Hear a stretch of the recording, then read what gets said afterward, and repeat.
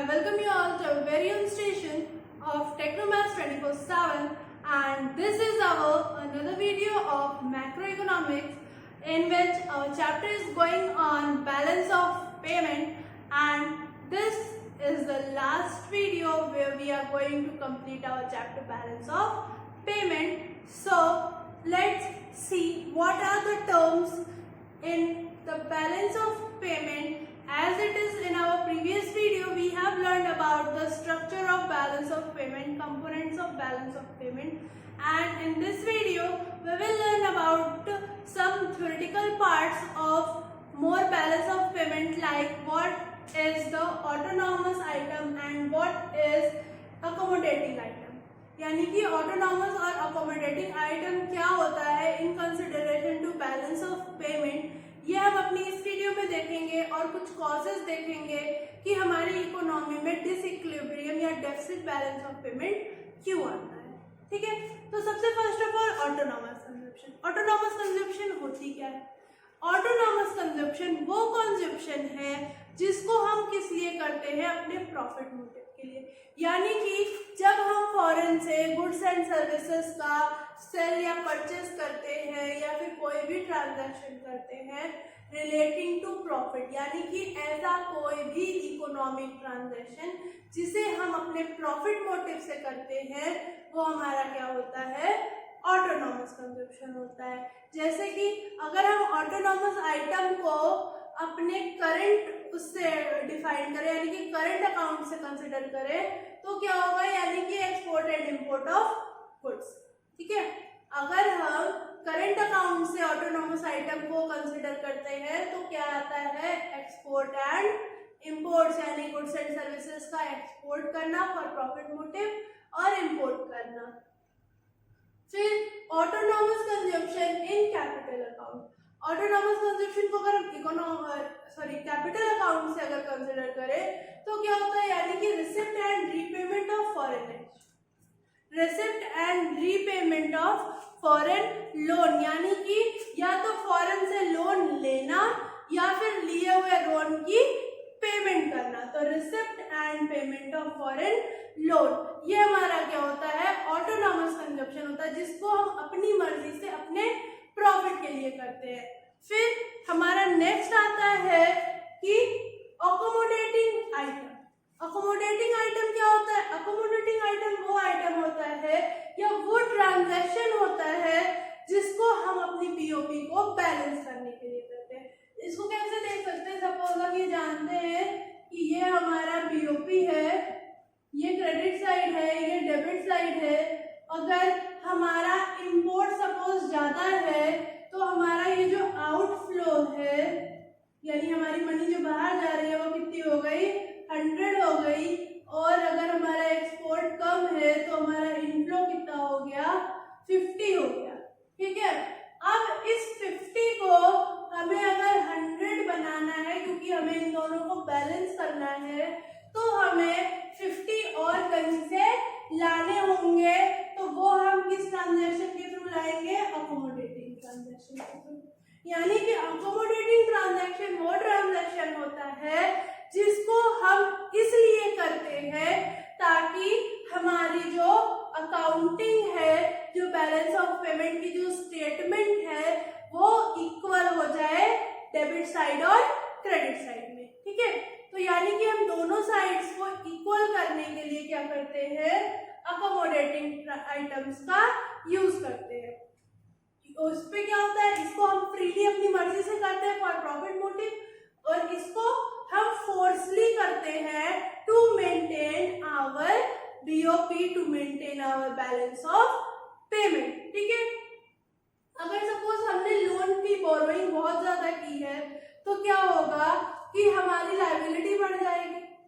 हमारी लायबिलिटी बढ़ जाएगी तो फिर हमें क्या करना पड़ेगा? अकोमोडेटिंग आइटम से अपने एसेट्स को भी इंक्रीज करना पड़ेगा। ठीक है, तो ये है terms to balance the balance of payment, यानी कि बैलेंस ऑफ पेमेंट को बैलेंस करने के लिए हम क्या करेंगे? अकोमोडेटिंग आइटम का यूज करेंगे। ठीक है, अब हम आते हैं on our next topic,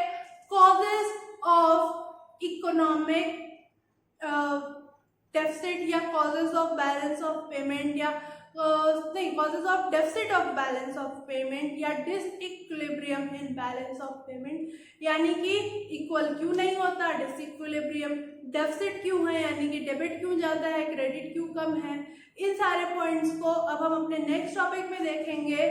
so let's see what are the causes related to deficit balance of payment. So these are the causes why there is deficit in our BOP, there is deficit in our balance of payment. So first one is the economic factor. ऐसे कौन कौन से economic factor है जो हमारे deficit BOP को lead करते हैं? तो first one is development activities. First one is development activities, यानी कि हमारी गवर्नमेंट के थ्रू जो भी हमारी डेवलपमेंट एक्टिविटीज में एक्सपेंडिचर होता है वो क्या होता है, हमारे डेफिसिट को लीड करता है। क्यों? क्योंकि उससे क्या होता है कि गवर्नमेंट इनकम का आउटफ्लो ज्यादा होता है। ठीक है, गवर्नमेंट इनकम का आउटफ्लो ज्यादा होता है और इनफ्लो कम हो जाता है। इस वजह से क्या होता है, हमारी डेफिसिट कंडीशन आती है। ठीक है, सेकेंड है high rate of inflation. Inflation हम सब जानते हैं कि जब महंगाई आएगी तो डेफिसिट कंडीशन आएगी, क्योंकि क्या होगी, इकोनॉमिक वेल्थ हमारी डाउन हो जाएगी, परचेजिंग पावर कम हो जाएगी और बहुत सारे चीजें जैसे पुअर वो चीजों को अफोर्ड नहीं कर सकते, वो खरीद नहीं सकते। ठीक है, ऐसे रिलेटेड बहुत सी प्रॉब्लम्स आएंगी। फिर साइक्लिक फंक्शन। साइक्लिक फंक्शन क्या होता है, जैसे कि हमारी बिजनेस है तो बिजनेस की जो साइकिल होती है उसको हम कहते हैं साइक्लिक फंक्शन। जैसे सपोज ये है तो ये हमारा कुछ इस तरह होता है, तो ये जो पीरियड होता है ये क्या होता है, बूस्ट पीरियड। जब हमारी जो साइक्लिक होती है वो बहुत ही अच्छी चल रही होती है, वो क्या होता है, बूस्ट पीरियड। और जब हम एकदम डाउन में होते हैं तो क्या होता है, डिफ्लेशन। क्या होता है, डिफ्लेशन। ठीक है, तो साइकिल कैसे इफेक्ट करती है, क्योंकि जब हम बूस्ट पे होंगे तो हमें क्या होगा कि ज्यादा से ज्यादा हमें प्रोडक्ट क्वांटिटी बढ़ानी पड़ेगी। ठीक है, तो यानी कि हमें एक्सपोर्ट बढ़ाना पड़ेगा, तो वो तो हमारे लिए ठीक है। लेकिन वही जब हम डिफ्लेशन में होंगे तो क्या होगा, हमें इंपोर्ट करना पड़ेगा। जब हमें इंपोर्ट करना पड़ेगा तो क्या होगा, हमारे लिए वो डेफिसिट कंडीशन हो जाएगी, क्योंकि हमारा क्या होगा, मनी का आउटफ्लो होगा। तो वही हमारे बाकी दो नेक्स्ट पॉइंट है, यानी कि डिक्रीज इन एक्सपोर्ट और इंक्रीज इन इंपोर्ट। यानी कि एक्सपोर्ट अगर डिक्रीज हो जाता है तो क्या इफेक्ट पड़ेगा, यानी कि हमारा बाहर से फॉरेन एक्सचेंज तो आएगा ही नहीं, फॉरेन एक्सचेंज आना बंद हो जाएगा और इंपोर्ट बढ़ता जाएगा, यानी कि हमारा जो फॉरेन एक्सचेंज रिजर्व है वो ड्रेन होता जाएगा। तो ये किसको रिफ्लेक्ट करता है, डेफिसिट कंडीशन को। यानी कि फर्स्ट हमारा क्या था कि जो गवर्नमेंट का पैसा गया हमारे डेवलपमेंट एक्टिविटीज में, फिर इन्फ्लेशन, उसके बाद साइक्लिक फ्लक्चुएशन यानी कि बूस्ट और डिफ्लेशन का कंसिडर, ठीक, उसके बाद डिक्रीज इन एक्सपोर्ट और इंक्रीज इन इंपोर्ट। ये कुछ इकोनॉमिक फैक्टर है जो दिखाते हैं कि हमारा डेफिसिट बीओपी क्यों होता है। अब हम आते हैं नेक्स्ट पॉइंट पे, पॉलिटिकल फैक्टर, यानी कि पॉलिटिकल रिलेटेड ऐसे कौन से फैक्टर है जो इन्फ्लुएंस करते हैं। तो सबसे पहला पॉलिटिकल इंस्टेबिलिटी।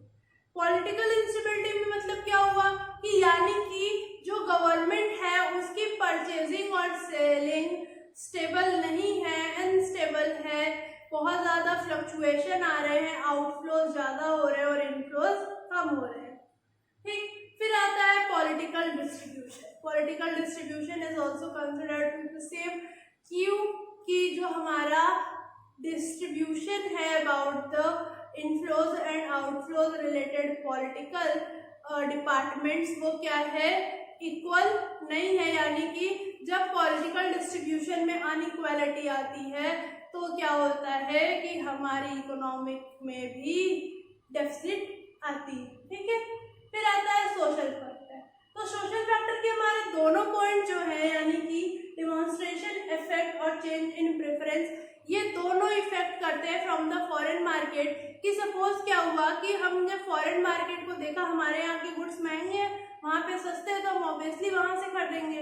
तो तो फिर क्या होगा कि और जब हमारी कंट्री भी डेवलप नहीं है, उसके पास रिसोर्सेज कम है, चीज़ें कम है, तो क्या होगा कि फॉरेन जो है वो ज़्यादा अच्छी चीज़ें प्रोवाइड करेगा, तो हम उसे देख के अट्रैक्ट होंगे कि हमें भी वैसी चीज़ें चाहिए, हमें भी वैसी चीज़ें चाहिए। तो क्या होगा कि हमारी प्रेफरेंस जो है वो डे बाय डे चेंज होती रहेगी, ठीक है। तो अगर हम सपोज कि कोई भी इंडस्ट्री है, अगर वो एक प्रेफरेंस रिलेटेड गुड्स बनाती है और तब तक उस पर्सन की प्रेफरेंस चेंज हो जाए, तो फिर से वो चीज़ों को चेंज करना पड़ेगा। तो वो जो change in frequent change in preference है, वो भी क्या करता है, हमारे डेफिसिट कंडीशन को लीड करता है, ठीक है।